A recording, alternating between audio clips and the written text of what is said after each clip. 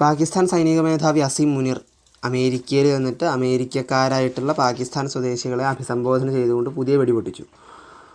സിന്ധു നദീജലം ഇന്ത്യയുടെ തറവാട്ട് സ്വത്തല്ല. സിന്ധു നദീജലത്തെ തിരിച്ചുവിടാൻ വേണ്ടിയിട്ട് ഇന്ത്യ ഡാം പണിത് തീരുന്ന അന്ന് ഞങ്ങൾ 8-10 ബോംബ് അങ്ങോട്ട് വിടും. സിന്ധു ഈ ഡാം പൊളിക്കും. ലോകത്തെ പകുതി ജനതയെ ഇല്ലാണ്ടാക്കുന്ന തരത്തിലുള്ള ആണവായുധ യുദ്ധത്തിലേക്ക് ഇത് പോകും. 400 കോടി ജനത ഇല്ലാണ്ടാക്കുന്നൊക്കെയാണ് അദ്ദേഹം പറയണത്. അപ്പോൾ ഇതിനെതിരെ ഇന്ത്യൻ ഗവൺമെൻറ് രംഗത്ത് വന്നു. പാകിസ്ഥാൻ ലോക ജനതയ്ക്ക് മൊത്തം ഭീഷണിയാണ്.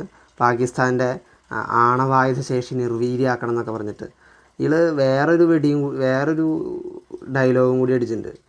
എന്താ വെച്ചാൽ ഒരു പഴയ ട്രക്ക്, ഒരു പഴഞ്ചൻ ട്രക്ക് റോട്ടിൽ കൂടെ അങ്ങനെ ഓടിച്ചിങ്ങനെ വരികയാണ്.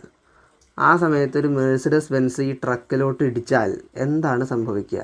ഇതാണ് ആളുടെ ചോദ്യം.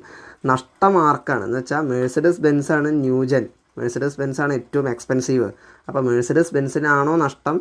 മെഴ്സിഡസ് ബെൻസാണ് ഇന്ത്യ, ട്രക്ക് പാകിസ്ഥാനാണ്. അപ്പോൾ പാകിസ്ഥാനാണോ നഷ്ടം, ഇന്ത്യക്കാണോ നഷ്ടം? അങ്ങനൊരു ചോദ്യം കൂടി അദ്ദേഹം ചോദിച്ചിട്ടുണ്ട്.